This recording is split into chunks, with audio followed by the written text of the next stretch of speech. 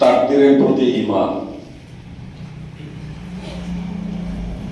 ভাগ্যের ভালো মন্দের প্রতি ঈমান, বিষয়টি খুবই গুরুত্বপূর্ণ।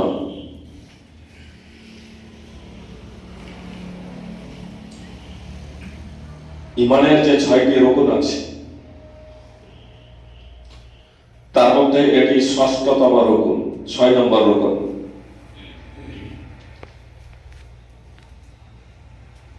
ঈমান বিশুদ্ধ হওয়ার জন্য, আমল আল্লাহ তাআলার নিকটে কবুল হওয়ার জন্য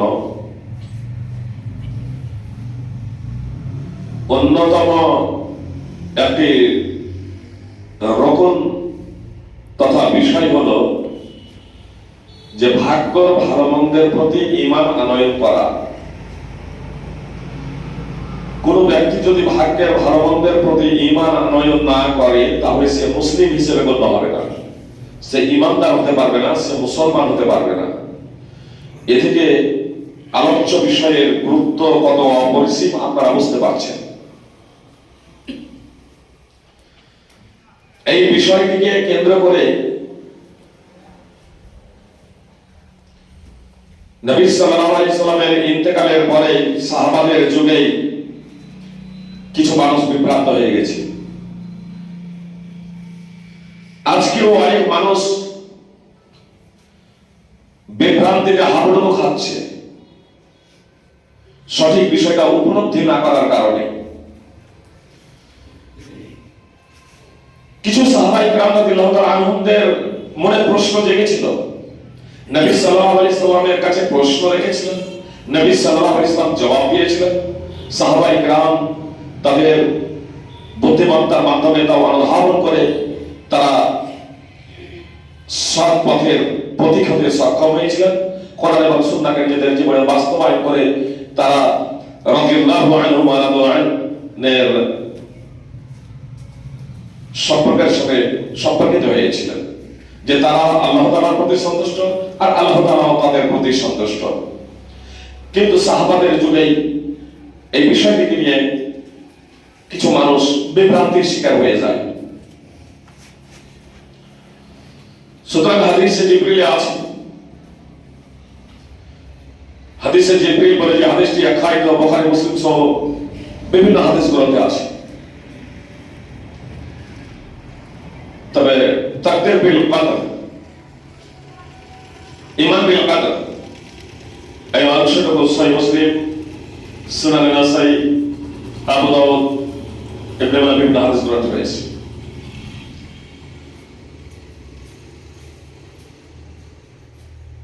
রাসূল সাল্লাল্লাহু আলাইহি ওয়াসাল্লাম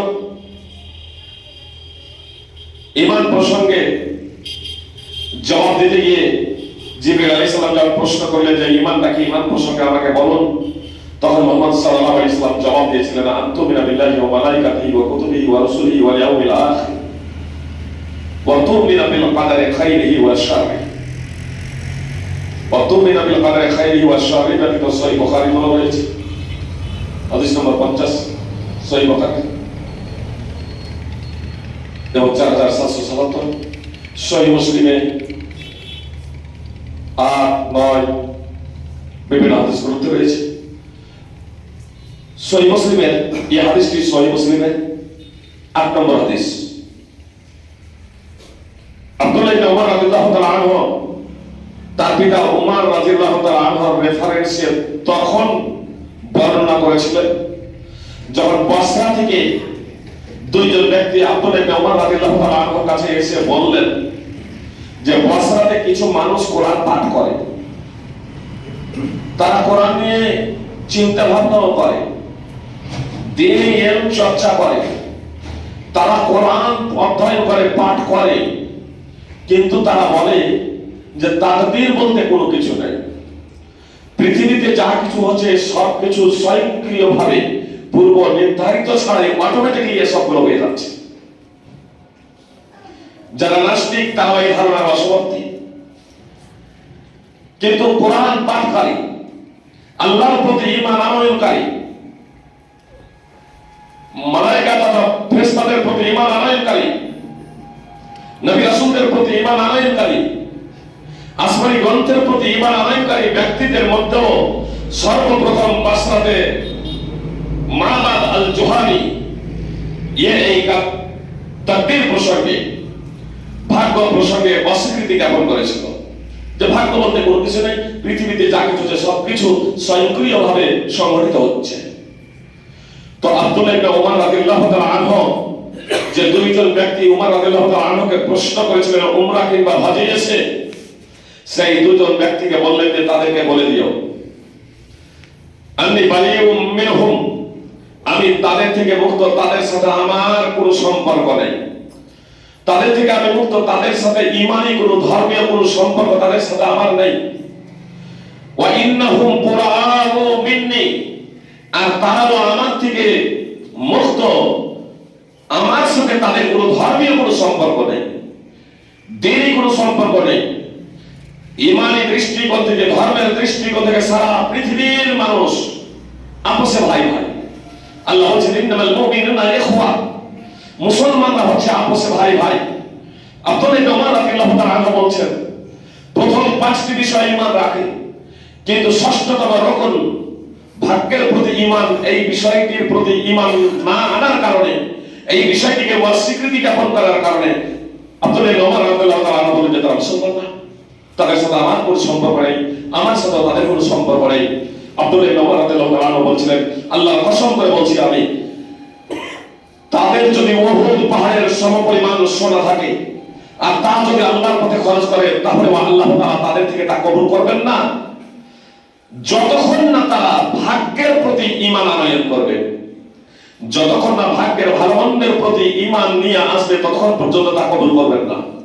উহুদ পাহাড় বিশাল, যারা মদিনায় গিয়েছেন, উহুদে গিয়েছেন, উহুদ প্রান্তরে গিয়েছেন, তারা দেখেছেন যে উহুদ পাহাড় কত বিশাল উঁচু। উহুদ পাহাড় আর 6 কিলোমিটার দৈর্ঘ্য, 3 কিলোমিটার প্রশস্ত, বিশাল উঁচু।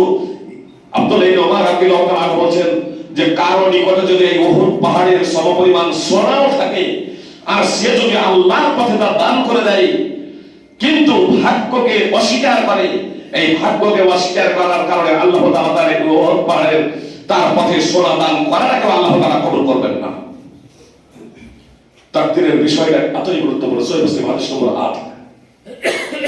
এজন্য ভাগ্যের ভালো মন্দ প্রতি আমাদের ঈমান আনয়ন করতে হবে। ভাগ্যের বিভিন্ন স্তর আছে, ভাগ্যের বিভিন্ন স্তর আছে। আমি খুব সাধারণভাবে আপনাদের সাধারণ মানুষের যাতে বোধগম্যের মধ্যে হয়, যাতে আপনাদের বুঝতে সুবিধা হয়, যাতে আপনাদের হেদায়েত নিয়ে আসতে, হেদায়েত গ্রহণ করতে, সেটা বুঝে সেই অনুযায়ী চলতে আপনাদের সুবিধা হয়, সেইভাবে এই বিষয়টাকে একেবারে খুব সাধারণভাবে আপনাদের সম্মুখে পরিবেশন করার প্রচেষ্টা করছি। সাধারণত ভাগ্য দুই প্রকার। একটা হচ্ছে যাকে তাকদীরে মুআল্লাক বলে আর তাকদীরে মুবাররাহ। তাকদীরে মুবাররাহ মানে অটল ভাগ্য, আর তাকদীরে মুআল্লাক ঝুলন্ত ভাগ্য। তাকদীরে মুবাররাহ যা অটল, যার পরিবর্তন হয় না। পৃথিবীতে যা কিছু আছে সবকিছু আল্লাহ তাআলা সৃষ্টি করেছেন। পৃথিবীতে যা কিছু সংঘটিত হবে সবকিছু আল্লাহ তাআলা সৃষ্টি করবেন। অতীতে যা হয়েছে তা আল্লাহ সৃষ্টি করেছেন, পরবর্তীতে যা হবে সেগুলো আল্লাহ সৃষ্টি করবেন। আর অতীতে যা হয়েছে সেগুলো আল্লাহ তাআলা সৃষ্টির আগে থেকেই জানেন। এমনকি ভবিষ্যতে যা কিছু হবে সেগুলো আল্লাহ তাআলা সবকিছু জানেন। আব্দুল্লাহ ইবনে আমর ইবনে আস রাদিয়াল্লাহু তাআলা আনহু সূত্রে বর্ণিত, রাসূলুল্লাহ সাল্লাল্লাহু আলাইহি সাল্লাম বলেছেন, আসমান সমূহ এবং পৃথিবী সৃষ্টির 50,000 বছর আগে আল্লাহ তাআলা প্রত্যেক বিষয়ে তাকদীর তথা ভাগ্য লিখে নিয়েছেন। জেনে রাখবেন, ভাগ্য তাকদীর এটা কিন্তু সৃষ্টতা। তাকদীর হলো আযালি অর্থাৎ অনাদি। আল্লাহ তাআলার এটা হলো বৈশিষ্ট্য এবং গুণ। আল্লাহ তাআলা আগে থেকেই জানেন, আল্লাহ তাআলা আগে থেকেই জানেন আব্দুল্লাহ, আব্দুর রহমান, আনোয়ার, অমুককে আমি সৃষ্টি করব। কোন সময়ে আল্লাহ সৃষ্টি করবেন, তাকে সৃষ্টি করবেন, তাকে আয়ু দিবেন, স্বাধীনতা দেবেন, সে চোর হবে না, ডাকাত হবে না, সৎ হবে। সব কিছু আল্লাহ তাআলা আছেন, আর এই সব কিছু আল্লাহ তাআলা লিখে রেখেছেন। আল্লাহ তাআলা তার অনাদি জ্ঞানের মাধ্যমে সবকিছু জানেন। আসমান জমির সৃষ্টির 50,000 বছর আগে আল্লাহ তাআলা লাউহে মাহফুজে তা লিখে রেখেছেন। সহিহ মুসলিম 2655। তাহলে আল্লাহ তাআলা আমাদের ভাগ্য আসমান জমির সৃষ্টির 50,000 বছর আগে লিখে রেখেছেন। আল্লাহ তাআলা বলেন, ইন্না কুল্লা শাইইন খলাকনাহু বিকদর, নিশ্চয় আমি প্রত্যেক বিষয় নির্ধারণ করে রেখেছি, আমি প্রত্যেক বিষয় সৃষ্টি করেছি নির্দিষ্ট পরিমাপে। ইন্না কুল্লা শাইইন খলাকনাহু বিকদর, খামখেয়ালিপনা ভাবে আল্লাহ তাআলা কোনো কিছু সৃষ্টি করেন নাই। পৃথিবীতে যা কিছু সংঘটিত হচ্ছে, যা কিছু সংঘটিত হয়েছে, সবকিছু আল্লাহ তাআলার ইলমে রয়েছে, তার জ্ঞানে রয়েছে, এবং একটা নির্দিষ্ট পরিমাপে পরিমাণে আল্লাহ তাআলা তা সৃষ্টি করছেন। সূরা কদর 54 নম্বর সূরার 49 নম্বর আয়াত। আল্লাহ তাআলা সবকিছু নির্দিষ্ট সময়ে নির্দিষ্ট পরিমাণে আল্লাহ তাআলা সৃষ্টি করেন। এমনকি মন্দ যে সমস্ত জিনিসগুলো আছে খারাপ, ভালো জিনিস তারা সৃষ্টি করেছেন। মন্দ যে সমস্ত জিনিসগুলো আছে, এখন আমাদের আজ যেগুলোকে মন্দ বলছি, এমনকি যে সমস্ত জন্তু জীব জন্তু হারাম, সবকিছুর স্রষ্টা হচ্ছেন আল্লাহ তাআলা। এমনকি আমরা যেগুলো তৈরি করছি প্রকৃতভাবে তারও স্রষ্টা হচ্ছেন আল্লাহ তাআলা। আল্লাহ তাআলা বলছেন, আল্লাহু খালাকাকুম ওয়া মা তা'মালুন, আল্লাহ তাআলা তোমাদেরকে সৃষ্টি করেছেন এবং তোমরা যা কিছু করছো সেগুলো আল্লাহ তাআলাই সৃষ্টি করেছেন। আমরা তো জোড়া তালি লাগাচ্ছি, আমরা বিমান তৈরি করছি, এরোপ্লেন তৈরি করছি, ট্রেন তৈরি করছি, তো কি থেকে তৈরি করছি? ম্যাটেরিয়াল, বিভিন্ন পদার্থ থেকে আমরা তৈরি করছি। আমরা বিভিন্ন জিনিসকে শুধু এক জায়গায় জড়ো করছি, জোড়া লাগাচ্ছি, কিন্তু এর প্রকৃত স্রষ্টা স্বয়ং আল্লাহ তাআলা। আমার স্রষ্টা আল্লাহ, এবং আমি যা কিছু করছি তার স্রষ্টা স্বয়ং আল্লাহ তাআলা। সূরা আস-সাফফাত 37 নম্বর সূরা 96 নম্বর আয়াত। তাহলে পৃথিবীতে যা কিছু সংঘটিত হচ্ছে আল্লাহ তাআলা তার স্রষ্টা। তবে আল্লাহ তাআলা আমাদের জন্য ঈমান আনয়ন করাকে, সৎ কর্ম করাকে, ভালো কাজ করাকে, এটাকে আল্লাহ তাআলা পছন্দ করেন। আর আমাদের জন্য মন্দ কাজ করা, শরীয়ত বিরোধী কাজ করা, মিথ্যা কথা বলা, চুরি করা, প্রতারণা করা, ধোঁকা দেওয়া, এগুলো স্রষ্টা আল্লাহ তাআলা, কিন্তু এগুলোকে আল্লাহ তাআলা পছন্দ করেন না। আল্লাহ চান, আল্লাহ তাআলা এগুলো আমাদের জন্য পছন্দ করেন না। আল্লাহ তাআলা আমাদেরকে স্বাধীনতা দিয়েছেন। ইন্না হাদাইনাহু সাবিলা ইম্মা শাকিরা ওয়া ইম্মা কাফুরা। আল্লাহ বলেন, আমি মানুষকে সুপথ প্রদর্শন করেছি, হয় সে কৃতজ্ঞশীল হবে অথবা অকৃতজ্ঞ হবে। এর স্বাধীনতা পেয়ে সূরা তাহার, যাকে সূরা ইনসান বলা হয়, ৭৬ নম্বর সূরার ৩ নম্বর আয়াত। আল্লাহ তাআলা বলেন, আমি মানুষকে স্বাধীনতা দিয়েছি, মানুষকে আমি সুপথ প্রদর্শন করেছি, অতঃপর সে কৃতজ্ঞশীল হবে, অর্থাৎ আল্লাহ তাআলার বিধিবিধান মেনে নিয়ে তার শুকরিয়া আদায় করবে। তারপরে আল্লাহ তাআলা নিয়ামত রাজিকে মেনে নিয়ে কৃতজ্ঞতা প্রকাশ করবে, অথবা আল্লাহ তাআলা নিয়ামত রাজিকে অস্বীকার করে সে অকৃতজ্ঞ হবে, অবাধ্য হবে। আল্লাহ তাআলা আমাকে আপনাকে এই স্বাধীনতা দিয়েছেন। এই স্বাধীনতা পেয়ে আমি এবং আপনি যদি চোর ডাকাত যদি হয়, প্রতারক যদি হয়, অসৎ যদি হয়, তাহলে এই কর্মের ফল আমাকে ভোগ করতে হবে। আমাদের সমাজে শয়তানের কুমন্ত্রণার শিকার অনেক মানুষ আছে। ওদের ইবলিশের চালা যারা মুশরিক, তারাও এই কথা অনেক সময় বলতো, এবং কিয়ামতের দিনেও বলবে, যদি আল্লাহ যদি না চাইতেন তাহলে তো আমরা ঝগড়া করতাম না, তাহলে আমরা মারামারি করতাম না, তাহলে আমরা শিরক করতাম না, আল্লাহ চেয়েছেন বলে আমরা শিরক করেছি। এটা হচ্ছে তাদের ঘোড়া যুক্তি। সুপ্রিয় ভাই এবং বোন, আল্লাহ মানুষকে যে বলছেন স্বাধীনতা আমি দিয়েছি, এই ভাগ্যের বিষয়টি অনুধাবন না করে মানুষ বিভ্রান্ত হয়ে গেছে। যেমন চাকরিয়া, তাদের একদিকে ভাগ্য বলতে কোনো কিছু নেই, আর একদিকে কিছু মানুষ বলে যে মানুষ তো বাধ্য, মানুষ পুতুলের মতো রিমোট দ্বারা যেদিকে পরিচালনা করবে ও সেদিকে যাবে, মানে নিজের কোনো কিছু করার ক্ষমতা নেই, নিজের বিন্দু মাত্র নড়াচড়া করার ক্ষমতা নেই। চুরি করছে তো আল্লাহ তাআলা করাচ্ছেন, ডাকাতি করছে আল্লাহ তাআলা করাচ্ছেন, প্রতারণা করছে আল্লাহ তাআলা করাচ্ছেন। এগুলো ভ্রান্ত ভ্রান্ত ধারণা এবং ভ্রান্ত আকীদা। সুপ্রিয় ভাই বোন, পৃথিবীর আদালত তো মেনে নেবে না, আমি আপনিও মেনে নেব না। একটা উদাহরণ দিয়ে বুঝতে সুবিধা হবে। চোর চুরি করেছে, চুরি করে ধরা পড়েছে। আদালতে যখন তাকে পেশ করা হলো, তাকে শাস্তি শোনানো হচ্ছে। চুরির অপরাধে ধরা পড়েছে, তাকে শাস্তি শোনানো হচ্ছে। বা আমাদের বাড়িতে চোর চুরি করতে এসেছে, সে ধরা পড়ে গেছে। এবার যখন তাকে শাস্তি দেওয়ার জন্য আমরা প্রস্তুত, সে সময় চোর বলছে যে এটা তো আমি ইচ্ছাকৃত ভাবে করি নাই, আল্লাহ তাআলা লিখে রেখেছেন আমার ভাগ্যে, তার জন্য আমি চুরি করেছি। এ কথা শুনে আদালত তাকে ছেড়ে দেবে না? আমরা ছেড়ে দেবো? কি বলছেন? ছেড়ে দেব? কেউ ছাড়বো না, কেউ ছাড়বো না। কেন? ওর এই যুক্তি শুনবো না যে আল্লাহ আমাকে চুরি করা আছে, আল্লাহ আমার ভাগ্যে লিখে রেখেছে, এই জন্য চুরি করেছিল, তোমার চুরি করতাম না। তাহলে আদালত এটা মেনে নেবে না। মুসলিম আদালত হোক আর মুসলিম আদালত হোক, আমি আপনি মেনে নেব না। এটা আমি আপনি মেনে নেব না। চুরি করেছে, চুরির শাস্তি ভোগ করতে হবে। আল্লাহ তাআলা মানুষকে স্বাধীনতা দিয়েছেন। এই স্বাধীনতা অবশ্য নিজের খেয়াল খুশি ইচ্ছা মতো না।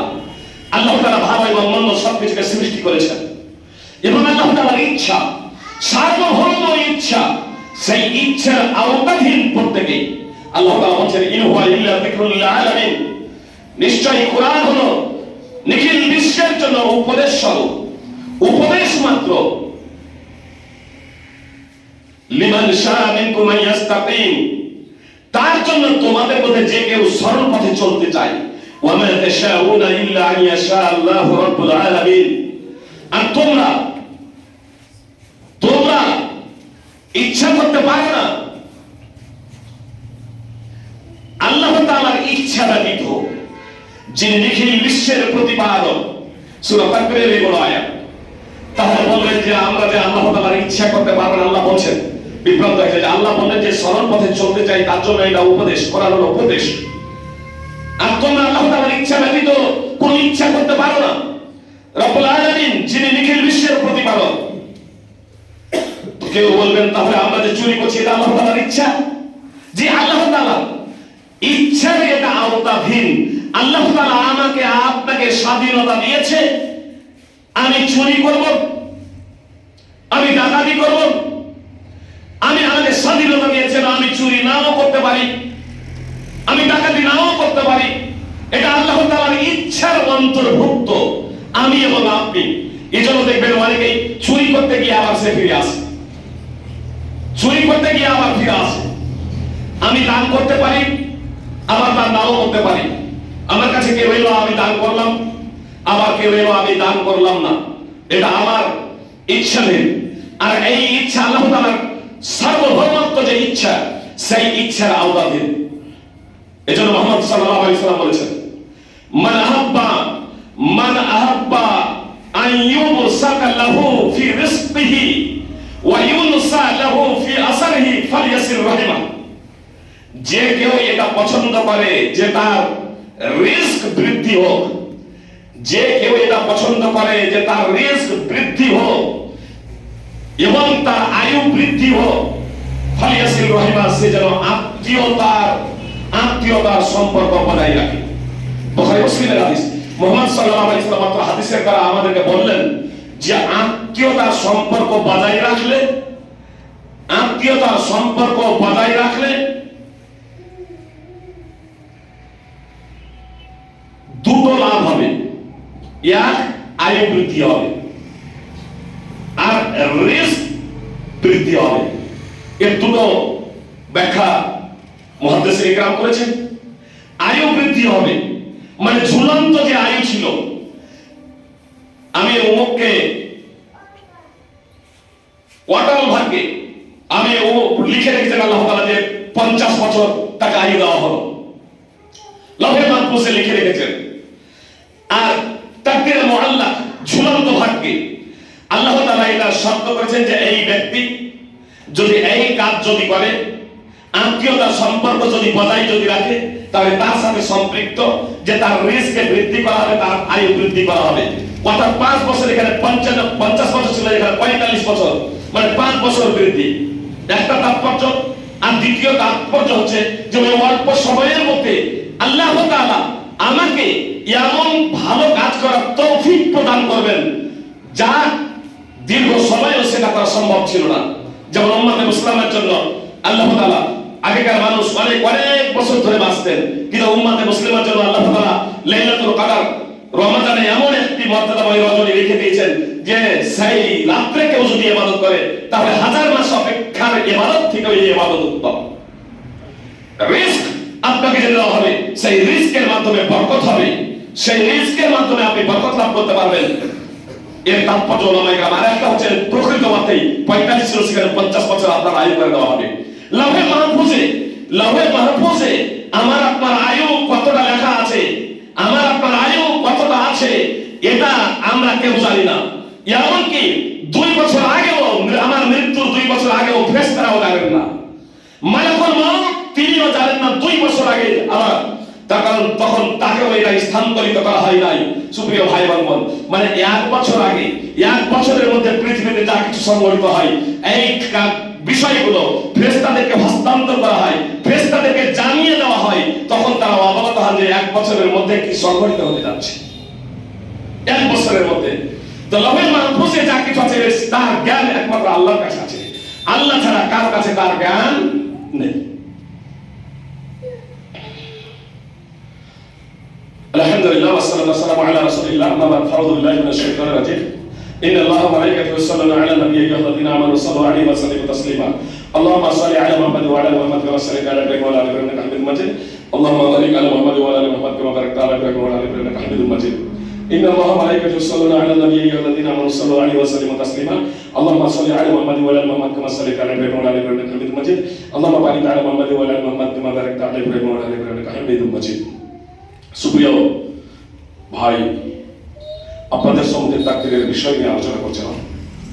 সাধারণত আমাদের খুব বিষয়টি খুব সহজভাবে বোঝানোর জন্য আমাদের জীবনে এই বিভাগটাকে যদি আমরা পাট করে ভাগ করব মনে করি, তাহলে 4টি স্তরে এই তাকদীরকে ভাগ করা যেতে পারে।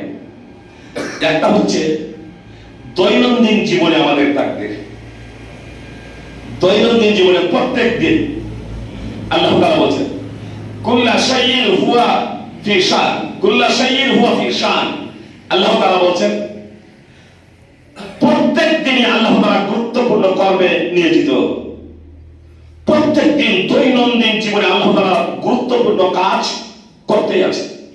সূরা রহমান 55 নম্বর সূরা 29 নম্বর আয়াতের অংশ বিশেষ প্রত্যেক দিন পৃথিবীতে যা কিছু সংঘটিত হচ্ছে এটা আল্লাহ তাআলা অনবরত করতে আছেন।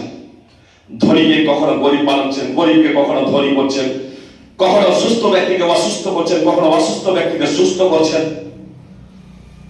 কাউকে ক্ষমা করছেন, কাউকে বিপদে ফেলছেন, কাউকে বিপদ থেকে উদ্ধার করছেন। পৃথিবীতে যা কিছু অনবরত ঘটতে আছে অনবরত, এ সব কিছু আল্লাহ তাআলার কর্ম, এ সব কিছু আল্লাহ তাআলার কর্ম। এজন্য আল্লাহ তাআলার কাছে সদা সর্বদা আমাদের কল্যাণ প্রার্থনা করা, কল্যাণ কামনা করা একান্ত কর্তব্য। প্রত্যেক দিন তিনি সবগুলো পরিবর্তন করতে থাকেন, প্রত্যেক মুহূর্ত আল্লাহ তাআলা এই সব কিছু পরিবর্তন করতে থাকেন। এজন্য সদা সর্বদা আল্লাহ তাআলার প্রতি ঈমান আনয়ন করতে, তার তৌফিক কামনা করা, তার প্রতি আশা রাখা, তার শাস্তিকে ভয় করা, এটা আমাদের একান্ত কর্তব্য। তার কাছে ক্ষমা প্রার্থনা করা আমাদের একান্ত কর্তব্য। সুস্থতা কামনা করা একমাত্র তার কাছেই আমাদের প্রার্থনা করা কর্তব্য। আল্লাহ তাআলা যাতে আমাদের সুস্থ রাখেন তার জন্য আমাদের সদা সর্বদা তার কাছে প্রার্থনা করা কর্তব্য। তারপর প্রত্যেক দিন আল্লাহ তাআলা এই সবগুলো সংঘটিত করছে।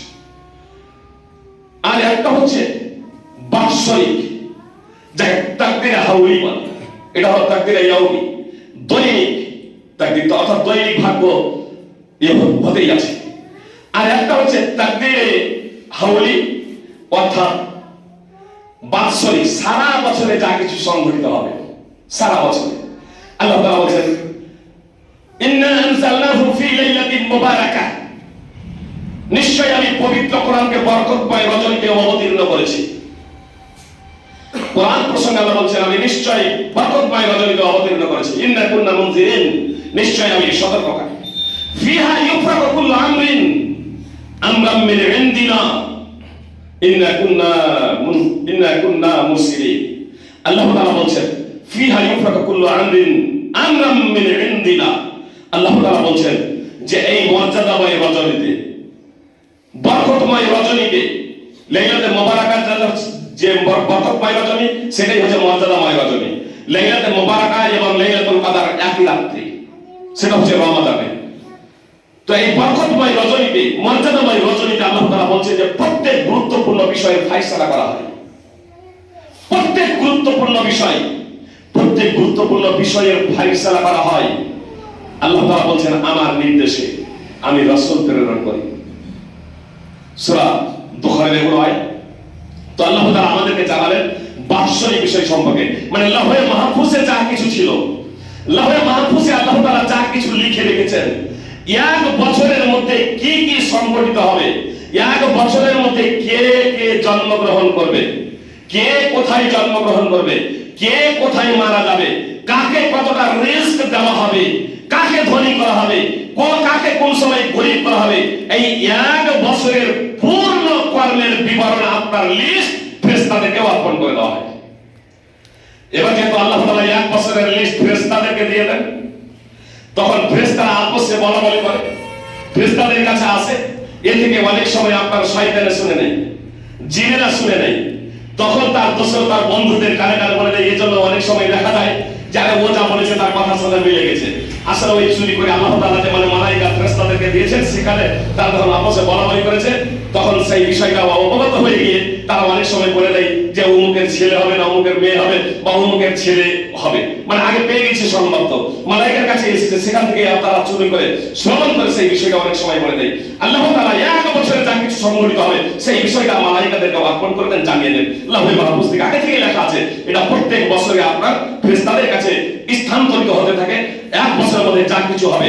এজন্য আব্দুল্লাহ ইবনে আব্বাস রাদিয়াল্লাহু তাআলা আনহু বলছেন যে তুমি দেখছো কোনো ব্যক্তিকে যে এই পৃথিবীতে চলাচল করছে, কিন্তু ফেরেশতার লিস্টে তুমি মৃত, ফেরেশতার কাছে লিস্ট চলে এসেছে, ফেরেশতার কাছে মালাকুল মউতের কাছে আপনার আমার লিস্ট পৌঁছে গিয়েছে। যদি এক বছরের মধ্যে যদি আমার যদি মৃত্যু হয়, তাহলে মৃত্যুর তালিকায় আমার নাম ফেরেশতার কাছে আছে।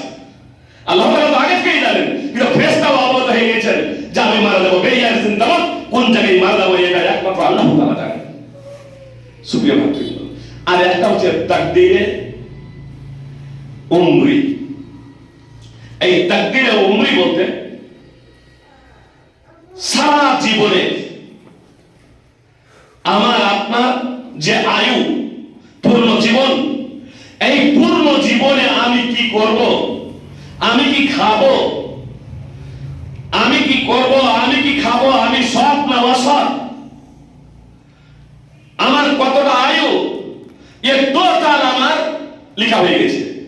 সুতরাং আব্দুল্লাহ ইবনে মাসউদ রাদিয়াল্লাহু তাআলা আনহু সূত্রে বর্ণিত হাদিস, বিখ্যাত হাদিস, সহিহ বুখারী মুসলিম সহ বিভিন্ন হাদিস গ্রন্থ রয়েছে। সহিহ বুখারী হাদিস নম্বর 3208 এবং 3332।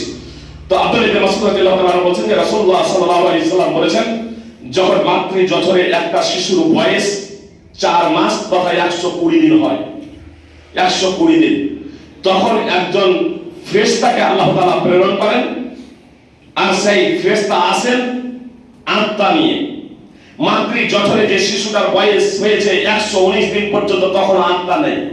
এজন্য 119 দিনের মধ্যে যদি মাতৃ জঠর থেকে শিশুটা ভূমিষ্ঠ হয়ে যায়, তার আপনার অঙ্গ প্রত্যঙ্গ সব পুরো হয়ে যাবে। 119 দিনের মধ্যে অঙ্গ প্রত্যঙ্গ এগুলো সব হয়ে যাবে, তারপরেও ভূমিষ্ঠ যদি নড়াচড়াও করে, আপনার জানাজা পড়া হবে না, তাকে এইরকম দাফন করে দিতে হবে। কিন্তু 4 মাসের পরে যদি ভূমিষ্ঠ যদি হয়ে যায় আর যদি মৃত হয়, তাহলে তার জানাজা পড়তে হবে। ওয়াসিত্তা সাল্লাল্লাহু আলাইহি ওয়াসাল্লাম আবু দাউদের হাদিস। আমাদের সমাজে যেটা প্রচলিত আছে যে চিৎকার না করলে জানাজা পড়া যাবে না, এই হাদিস সহিহ নয়, এটা সুনানে তিরমিজির এটা জয়ীফ হাদিস। বরং জানাজা পড়তে হবে 4 মাস পরে, 120 দিন পরে। কেন? তখন আত্মা ফুকা হয়ে যায়। তো রাসূল সাল্লাল্লাহু আলাইহি ওয়াসাল্লাম বলেন যে একজন ফেরেশতা আছেন, আত্মা কখনো ফুকান না, আগে 4টি জিনিস লিখে দেন। আয়ু লিখে দেন, তার আয়ু, কার আয়ু লিখছেন, এখন আত্মা ফুকাই নাই। এই শরীরের এই যে বডিটা দেখছেন, এই বডিটার এই শরীরের যে জীবন আছে, মাতৃ জঠরে 119 দিন পর্যন্ত যে সে লালন পালন হয়েছে, বড় হয়েছে, 120 দিনে পৌঁছেছে, তার রক্ত মাংস সব কিছু হয়ে গেছে, এখন আত্মা ফুকা হয় নাই। এর আয়ু লেখা হয়েছে, এই জীবটার আয়ু লেখা হচ্ছে, এর রিস্ক লেখা হচ্ছে যে এ কতটা খাবে, এ কতটা খাবে। আপনার এই দুনিয়ার ফল মূল ফসল ফসল শস্য ইত্যাদি এ সবগুলো কিন্তু আত্মা খাবে না, এগুলো এর শরীর খাবে। এর শরীরের জন্যই লেখা হচ্ছে, তাহলে এর আয়ু লেখা হচ্ছে, জীবনের আয়ু লেখা হচ্ছে, এর আপনার খাদ্য লেখা হচ্ছে, এর খাদ্য লেখা হচ্ছে, এর আয়ু লেখা হচ্ছে, রিস্ক তথা খাদ্য লেখা হচ্ছে, এর আমল লেখা হচ্ছে, কর্ম লেখা হচ্ছে, যে কি করবে না করবে।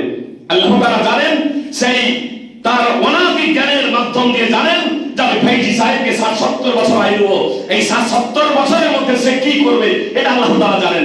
সেই বিষয়টা মালাইকার মাধ্যম দিয়ে আল্লাহ তাআলা লিখে দিচ্ছেন, এই শরীরের জন্য লিখে দিচ্ছেন আয়ু, তার রিস্ক এবং তার আমল, এবং লিখে দিচ্ছেন যে সৎ না অসৎ।